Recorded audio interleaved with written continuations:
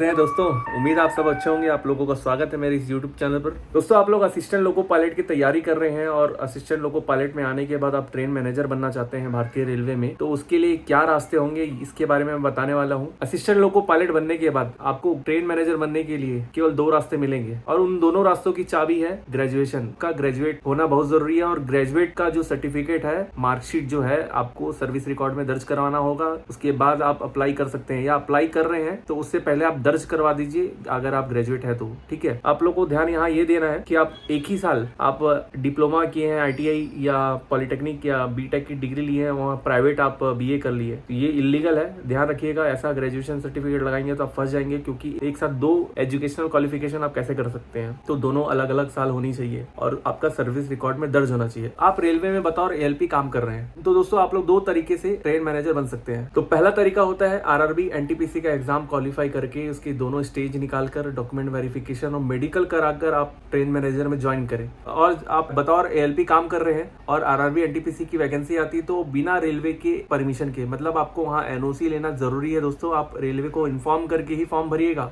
उनसे परमिशन लेके, है ना, क्योंकि NOC बहुत जरूरी है। आपको NOC लेना पड़ेगा, नहीं तो बाद में आप मुसीबत में फंसेंगे। ठीक है, जब आपका PF ट्रांसफर होगा या डिपार्टमेंट छोड़ के दूसरे डिपार्टमेंट में जाना चाहते हैं, जोन चेंज हो सकता है किसी और जोन में आप फॉर्म भरे हो, तो बहुत कुछ देखी जाएगी। इससे अच्छा आप NOC पहले ले लीजिएगा, NOC लेकर फॉर्म फिलअप कीजिएगा और एग्जाम दिलाइए, क्वालिफाई कीजिए और ट्रेन मैनेजर में आ जाइए। दूसरा तरीका है जो सबसे सरल है और सबसे सही तरीका है, GDC। आप लोगों ने सबने देखा कि GDC का नोटिफिकेशन अभी बीते कुछ महीनों में आया हुआ था, सबने फिल किया, उसकी लास्ट डेट भी खत्म हो चुकी है। उसमें ट्रेन मैनेजर की बहुत सारी पोस्ट आई थी, अलग अलग जोन में, जोन वाइज आती है। आप अगर साउथ ईस्ट सेंट्रल रेलवे में काम करते हैं तो GDC का notification south east central railway वाला ही भर पाएंगे। ठीक है, वेस्टर्न रेलवे में GDC है, वहां से आपको कोई मतलब नहीं होगा। आप जिस जोन में काम करते हैं उसी जोन के GDC में आप अप्लाई कर सकते हैं। तो रही बात ये, और GDC के जरिए ट्रेन मैनेजर बनने में बहुत सारी बेनिफिट होती है, क्योंकि आपको सिंगल स्टेज CBT देना पड़ेगा, है ना, और एजुकेशनल क्वालिफिकेशन इसमें भी आपकी ग्रेजुएशन रहेगी, लेकिन एज में रिलैक्सेशन रहेगा दोस्तों। अगर आप जनरल से बिलोंग करते हैं तो आपको 42 साल तक आप फॉर्म भर सकते हैं। आप अगर ALP है,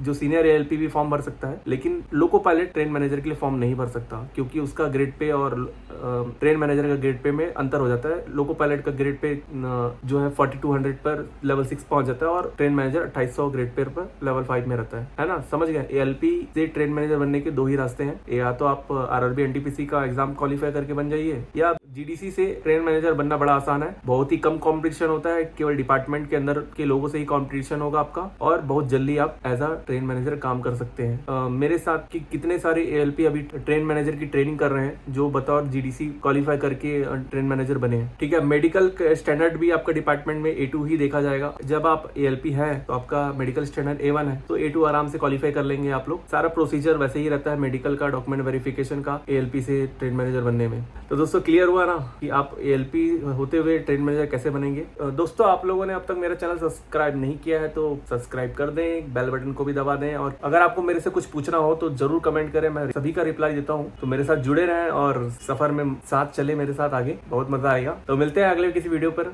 जल्दी ही डॉक्यूमेंट वेरिफिकेशन पर भी वीडियो बनाऊंगा मैं। बहुत लोगों ने बोला भैया डॉक्यूमेंट वेरिफिकेशन पर वीडियो बनाइए, तो हर्ष भैया के साथ जुड़े रहें। ठीक है, दूर नहीं जाने का मेरे से। मिलते हैं, बाय बाय।